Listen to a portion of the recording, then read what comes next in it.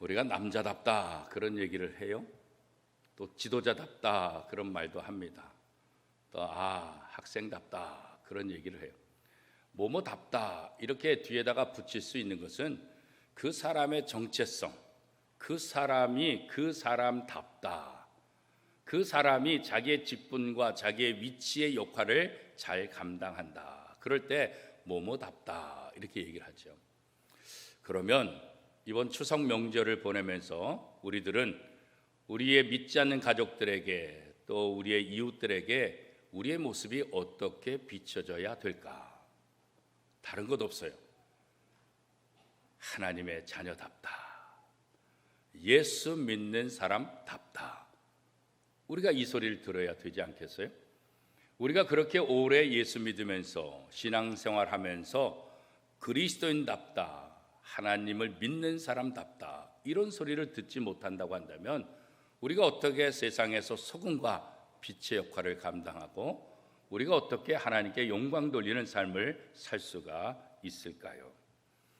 성경은 우리가 예수 그리스도를 통해서 예수 그리스도를 영접함으로 하나님의 자녀가 되었다. 예수 그리스도를 영접함으로 내 안에 내가 있는 것이 아니라 예수 그리스도께서 계신다. 한마디로 말하면 예수님을 자신의 마음속에 품은 사람, 그 사람이 그리스도인데 그런 사람들은 이 땅에서 어떠한 삶을 살아야 될까? 내 안에 예수가 있다는 것을 어떻게 증명할 수 있을까? 오늘 요한일서 2장 6절은 이렇게 말합니다. 그의 안에 산다고 하는 자는 그가 행하시는 대로 자기도 행할지니라. 우리가 예수 안에 산다 이렇게 말하는 사람들은 우리 안에 거하시는 예수님처럼 삶을 살아야 된다. 바로 이 이야기죠. 우리 속에서 예수님의 모습이 보여야 된다는 거예요. 예수님이 우리에게 행하신 일들이 우리를 통해서 세상에 드러나는 것, 그것이 바로 하나님을 믿는 사람들, 예수 그리스도를 구주로 고백하는 사람들의 삶이 되어야 된다. 사도 요한이 우리에게 이렇게 권면하고 있습니다. 그런데 우리가 정말 예수님처럼 산다는 것이 쉬울까? 사실 쉽지 않아요. 1896년 찰스 쉘돈이 쓴 책이 있어요. 우리나라에서 번역이 많이 됐죠. 예수님이라면 어떻게 하실까라는 책이에요. 이 책이 나왔을 때 저도 이 책을 구입해서 아주 밑줄을 쳐가면서 샅샅이 읽었고 또 그때 당시의 청년들, 교우들과 함께 이 책을 소개하면서 이 책의 내용을 가지고 토론하는 그런 기억들도 있습니다. 이 책의 내용은 다른 것 아니죠. 우리가 어떤 상황에 부딪혔을 때 만약에 이 상황 속에서 예수님이시라면 어떻게 했을까? 이 질문을 던져보는 거죠. 왜 이런 질문을 던질까요? 우리는 약하니까. 우리가 아무리 똑똑하고 우리가 아무리 지혜롭고 우리가 아무리 경험이 많다 할지라도 모든 상황에 우리가 답을 줄 수 없고 모든 상황에 우리가 올바른 대처하기가 참 쉽지 않죠. 그러니까 그런 어떤 상황에 직면하게 될 때 우리는 우리의 경험과 내 생각보다 더 중요한 건 뭐겠어요? 만약 예수님이라면 이 상황 속에서 어떻게 하셨을까? 이 질문 하나만 던진다 하더라도 우리의 삶이 굉장히 놀라운 변화들이 일어나게 된다는 거죠. 그래서 예수라면 어떻게 하실까? 이 책에 보면 이렇게 자신들이 여러 가지 어려움 속에 직면할 때 이 질문을 던지고 어떻게 하면 더 합당한 대답을 얻어서 합당한 삶을 살 수 있을까? 이런 고민과 이런 답을 찾아가면서 이들 속에 일어나는 변화된 일들을 기록하고 있습니다. 그래요. 오늘 우리의 삶 속에서도 언제나 이 질문을 던져봐야 돼요. 학교에서든지 직장에서든지 또 교회에서든지 어떤 일을 하든지 예수님이라면 이 상황 속에서 어떻게 하실까? 이 질문 하나만 여러분 던져보시길 바랍니다. 그러면 우리의 삶이 정말로 달라지는 것을 우리 스스로가 경험할 수 있을 것입니다. 그리스도인답게 세상을 산다. 이게 참 쉬운 것 같지만 또 어렵죠. 오늘 사도 요한은 그리스도인답게 예수 그리스도를 마음에 품은 사람들은 어떤 삶을 살아야 될까? 다른 것 아니에요.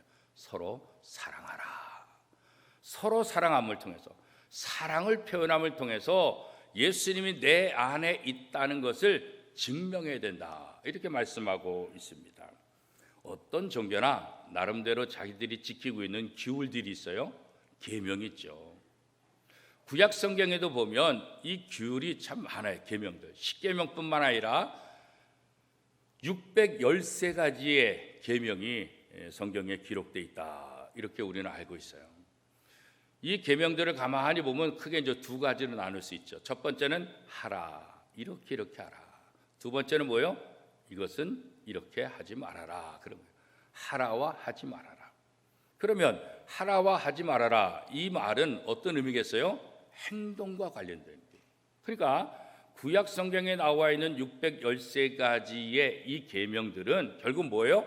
우리의 행동들과 관련이 되어 있다. 이렇게 얘기할 수 있죠. 예를 들면 안식일을 지키라. 도둑질하지 말아라. 이것도 뭐예요? 다 행동과 관련이 돼 있는 거예요. 그런데 예수님께서 사도 요한을 통해서 내가 너에게 새 계명을 준다. 그렇게 말씀하시면서 서로 사랑하라. 이렇게 말씀하고 계시거든요. 그런데 사실 서로 사랑하라. 이것이 새로운 계명일까? 그렇지는 않잖아요. 구약에는 없었던 신약에 와서만 새로 적용되는 그런 율법이냐? 그렇지 않잖아요. 구약의 10계명뿐만 아니라 613가지 모든 계명들을 요약하면 두 가지인데 그건 뭐예요? 하나님을 사랑하라, 이웃을 사랑하라 그런 거죠. 사랑이라는 계명이 성경에 가장 많이 나와 있잖아요. 이미 구약 성경에서도 사랑을 얘기했잖아요. 그런데 이미 구약 성경에서도 여러 번 반복해서 말씀하신 사랑하라 이 말을 내가 너에게 새 계명을 주노니 서로 사랑하라 이렇게 표현하고 있다는 거예요. 어떻게 보면 말이 안 되잖아요. 이게 구약 성경에 없어야 새 계명인데 구약 성경에 있는데도 왜 예수님은 사도 요한을 통해서 새 계명을 너에게 주노라 이렇게 말씀하실까? 여기는 어떤 의미가 있을까요? 뭐 여러 가지 의미를 부여할 수 있을 거예요. 그런데 이 요한을 통해서 우리가 다시 한번 생각해 볼 수 있는 것은 지금까지 너희가 구약을 통해서 율법을 지킨 것, 또 사랑했던 모든 것들, 이런 것들을 가만히 살펴보면 처음에는 감사함으로 능동적으로 했는데 시간이 지나면서 어떻게 돼요? 기계적으로, 형식적으로, 율법적으로 지키게 되는 거예요.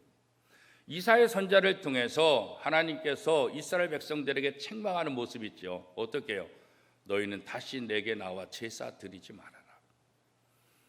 너희가 내게 나와 짐승을 잡아서 태우는 냄새, 짐승을 잡아서 흘리는 그 피, 이 태우는 냄새와 피가 내게 역겹게 느껴진다. 다시는 내게 나오지 말아라. 이 말은 뭐겠어요? 이스라엘 백성들이 하나님의 말씀대로 제사를 드려요. 짐승을 잡아서 내 죄를 대신합니다. 이렇게 고백해요. 그런데 거기에 진정성이 없는 거예요.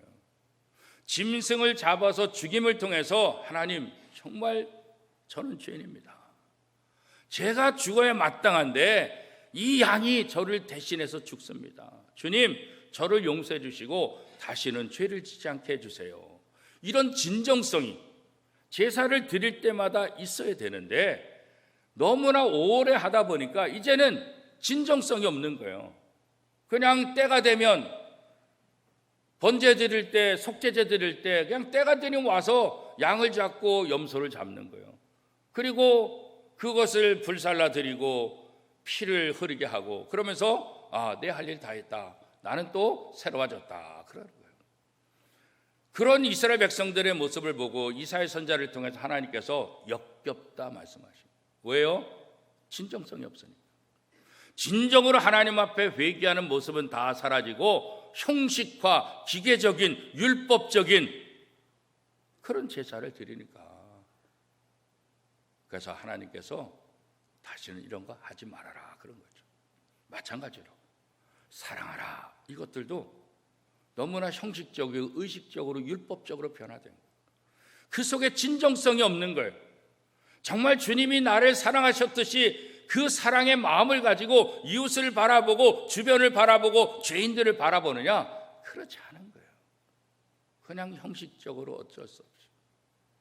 그래서 예수님께서 사도 요한을 통해서 새 계명을 너에게 주노니 서로 사랑하라. 이 말은 뭐겠어요? 지금까지 너희가 살아왔던 그 방식이 아니라 이제는 새로운 방식을 통해서 이 사랑을 실천하라 그런 거예요. 그런 의미에서 새 계명을 너희에게 주노니 이렇게 말씀하고 있는 거죠. 요한일서 2장 8절 말씀에 보면 다시 내가 너희에게 새 계명을 쓰노니 그에게와 너희에게도 참된 것이라. 이는 어둠이 지나가고 참빛이 벌써 비침이니라. 온전한 계명을 지키는 것, 온전한 사랑을 실천함을 통해서 더 이상 형식과 어둠 속에 있는 자가 아니라 참빛, 하나님의 자녀다움, 예수 그리스도의 자녀다움, 예수 그리스도인다운 그런 삶을 살아야 된다라는 것을 이야기하고 있죠. 지금까지 너희가 했던 형식주의를 다 벗어버리고 진정성을 가지고 이 계명을 다시 실천하라. 그런 의미에서 내가 너에게 새 계명을 준다. 이렇게 말씀하고 있는 거죠. 서로 사랑하라. 이 새로운 계명이 온전히 하나님의 뜻을 세상에 드러내기 위해서 이루어져야 될 것이다. 하나님은 오늘 우리를 통해서 이 계명이 세상 사람들에게 증거되고 그것을 통해서 하나님의 사랑이 드러나기를 원하고 계시는 거예요. 그런 면에서 이제 너희는 새 계명, 사랑하는 삶을 다시 새로운 방식으로 하나님께서 원하시는 그 모습으로 실천해야 된다. 이렇게 말씀하고 있는 거죠. 하나님께서 이스라엘 백성들에게 새 계명을 너희에게 주노니 서로 사랑하라. 근데 이 사랑이라는 것이 참 표현이 쉽지가 않아요. 이 사람마다 사랑이라는 개념이 다 달라요. 사랑의 깊이도 다르고 사랑의 표현도 다 다르죠. 제가 경상도에서 6년 목회했는데 이 경상도 분들은 늘 그러더라고요. 목사님 말해야 합니까? 그러더라고요. 이분들은 잘 표현을 안 하세요. 그 말해야 합니까? 그래서 제가 늘 얘기하죠. 말해야 합니다. 그렇게 얘기를 했어요. 아니 말 안 하는데 어떻게 합니까? 그러니까 아내가 자식들이 아버지 남편이 말 안 해도 알아서 해주길 다 원하는 거예요. 그러면 안 됩니다. 말해야 합니다. 제가 늘 그렇게 얘기했는데 그렇죠. 이게 사람마다 이 지방마다도 틀린 거예요. 경상도 남자분들은 뭐 이게 표현해야 됩니까? 그래서 여보 사랑해 이런 말 잘 못하는 거죠. 이런 말 잘 못하는 거죠. 그래도 나름대로 사랑을 표현한다 생각하는 거예요. 이게 다 사람마다 다 다르다는 거죠. 우리가 하나님을 사랑한다, 부모님을 사랑한다, 또 가족을 사랑한다, 친구를 사랑한다, 또 사랑하는 애인을 사랑한다. 이게 다 다르잖아요. 사랑하는 애인을 사랑하는 것과 부모님을 사랑하는 거 이게 전혀 다르잖아요, 그죠? 요즘 부모 되면은 이게 속 썩을 때가 많아요, 그죠? 부모님보다도 그냥 남자친구, 여자친구 거기에 말에 듣고 그쪽으로 이렇게 가버린 경우가 많아요. 그래서 이놈 여태까지 키워놨더니 그런 우스갯소리도 우리가 종종 하잖아요. 이 사랑이 달라요. 엄마를 향한 것과 또 친구를 향한 이 다 다를 수밖에 없지요. 그런데 예수님께서 우리에게 이렇게 말씀하셨어요.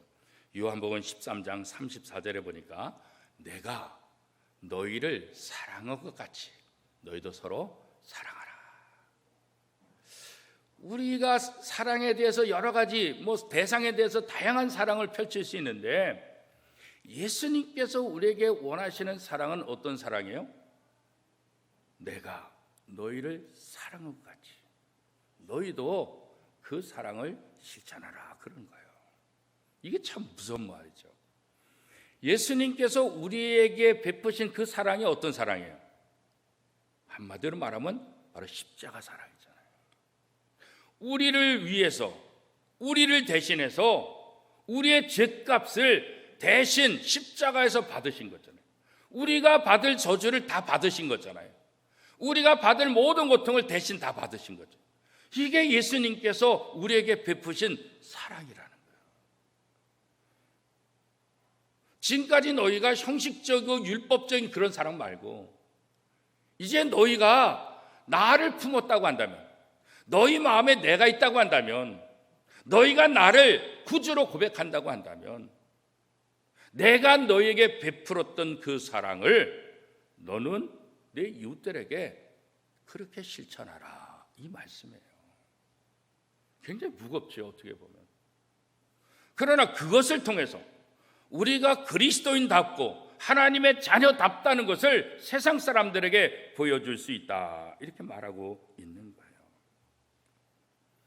내가 사랑을 실천하면서 상대방을 행복하게 만들고 기쁘게 만드는 것, 이게 굉장히 중요한 거죠. 우리는 내가 사랑한다 말하지만 상대방은 전혀 기쁘지 않은 거죠. 제 아내가 종종 저한테 쓰는 말이에요. 내가 아무리 사랑한다고 표현해도 받는 사람이 느껴야지, 그렇잖아요, 그죠? 우리는 일방적인 사랑을 많이 하잖아요, 그죠? 일방적인 사랑. 내가 사랑한다 하면 사랑한 거예요, 그죠? 상대방이 그것을 사랑으로 받든 안 받든 상관없어요. 나 사랑했다, 나 사랑했어, 이런 거죠. 그런데 예수님은 그런 사랑이 아니라는 거예요. 상대방이 그 사랑을 받아서 정말 행복하고 즐거운. 그러니까 사랑을 베푼다는 것은 어떤 의미에서 뭐겠어요? 내게 희생이 따르는 거예요. 때로는 시간을 희생해야 돼요. 때로는 물질을 희생해야 돼요. 때로는 내 몸을 희생해야 되는 거죠. 우리가 다른 사람에게 선물을 준다, 똑같은 거잖아요. 추석 명절에 누구에게 선물을 준다, 똑같은 거예요. 내 물질을, 내 시간을, 내 마음을. 그러니까 희생을 하는 것이다. 그러니까 사랑은 희생이 포함되어 있어야 되는 거예요. 희생이 포함되어 있지 않는 사랑은 온전한 사랑으로 받아들여지기가 쉽지 않은 거죠. 예수님께서 우리들을 향해서 그래, 내가 너희 사랑한다, 내가 너희 용서해, 이렇게 말했다고 한다면 그 예수님의 사랑이 우리에게 와닿지 않았을 거예요. 근데 예수님은 친구를 사랑하는 것은 친구를 위해서 자기 목숨을 내주는 것, 그게 가장 큰 사랑이다. 그러면서 우리를 친구로 삼아주시고 우리 대신 십자가에 못 박혀 돌아가신 거죠. 자신을 희생함으로 내가 너를 얼마나 사랑하는지 몸소 보여준 거예요. 사랑엔 희생이 따르는 거예요. 희생이 따르지 않으면 온전한 사랑이 되지 않아요. 아버지가 직장 다니고 어머니가 직장 다니는 거 있잖아요. 종종 드라마에 보면 이 더럽고 치사하고 안 이뻐서 이 직장생활 못하겠다, 오늘 내가 때려친다, 오늘 사표내, 큰 소리 딱 쳤다가도 뒤돌아서 마음속에 어떻게 해요? 가족의 얼굴이 떠오르는 거예요. 자식의 얼굴이 떠오르는 거예요. 그러니까 어떻게 해요? 그래도 내가 참아야지, 그런 거죠. 왜? 자식을 사랑하기 때문에. 자식을 먹여 살려야 되니까. 내가 가장이라는 것 때문에, 그렇잖아요. 내 마음대로 행동하지 못하는 거죠. 내 사랑하는 사람을 위해서 그래, 내가 참지 뭐. 내가 조금 그냥 당하면 되지 뭐. 그 사랑하는 마음 때문에 또 희생하게 되는 거죠. 예전에 대학 들어가면서 읽었던 책 중에 하나가 철학자 에릭 프롬이 쓴 사랑의 기술이라는 책이 있어요. 젊은 사람들이 어떻게 사랑을 잘할까, 이 책 굉장히 또 전 세계에 많이 읽혀진 책 중에 하나죠. 이 사랑의 기술, 이 책에 보면 에릭 프롬이 사랑을 5가지로 정의를 하고 있어요. 첫 번째는 뭐냐? 사랑은 뭐냐? 관심을 갖는 거다. 관심을 갖는 게 사랑이다. 우리가 뭐 학교 다닐 때 친구들이 많잖아요, 그죠? 직장에서도 많이 있잖아요, 그죠? 수많은 사람들, 그 가운데 유독 내가 관심이 가는 사람이 있어요, 그죠?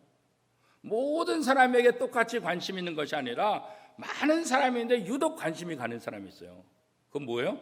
그 사람을 사랑하는 마음이 생기니까 유독 관심이 가는 거예요. 사랑은 뭐냐? 관심을 갖는 게 사랑이다, 그렇게 얘기해요. 두 번째로 사랑의 정의를 이끌어내려. 사랑은 뭐냐? 존경하는 거다. 존경하는. 사랑은 그 사람을 높여주고 그 사람의 인격과 그 사람의 가치를 인정해 주는 거예요. 이 존경하는 마음, 이것이 바로 사랑이다, 이렇게 얘기하죠. 세 번째 사랑의 정의를 에릭 프롬은 어떻게 내리냐면 이해하는 것이다. 사랑은 이해하는 거다. 이건 이제 영어로 표현할 때 훨씬 더 우리가 잘 알 수 있죠. 이해라는 영어가 understand잖아요. understand. 내가 위에 서는 것이 아니라 아래 서는 거예요. 아래서 그 사람을 쳐다보는 거죠. 아래서 그 사람을 바라봐 주는 거죠. 그게 바로 진정한 일. 위에서 내려 누르는 것이 아니라, 강압적인 것이 아니라 아래서 그 사람을 바라보는, 그 사람의 입장에서. 상담에서는 이걸 뭐라 그래요? 공감한다 그러죠. 공감한다. 내 입장에서 그 사람을 바라보는 것이 아니라 그 입장에서, 그 사람의 상대방 입장에서 그것을 이해하려고 하는 것. 그걸 공감이라고 그러잖아요.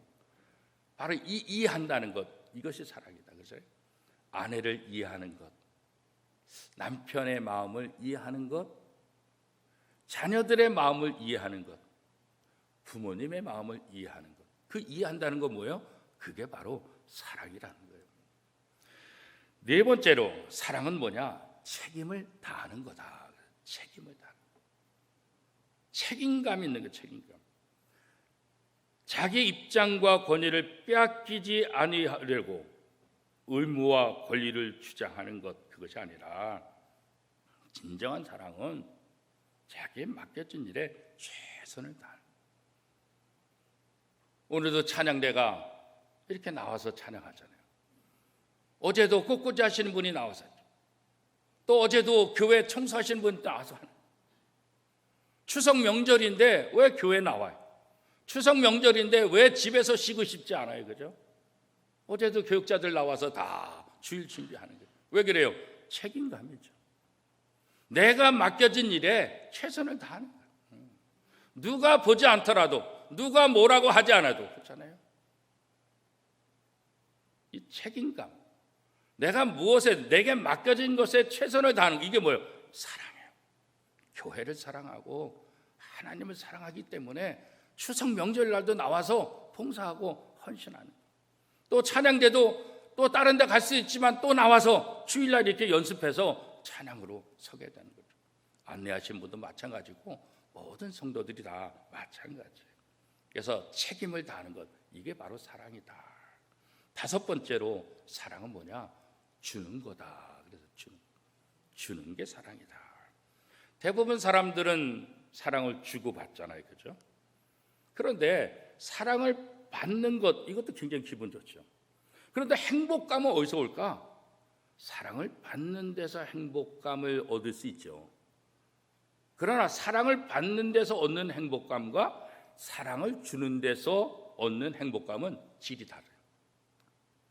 다 행복감을 얻을 수 있지만 받을 때 행복감보다도 내가 베풀 때 행복감, 그게 더 크다는 거예요. 그게 더 크다. 그래서 주는 거예요.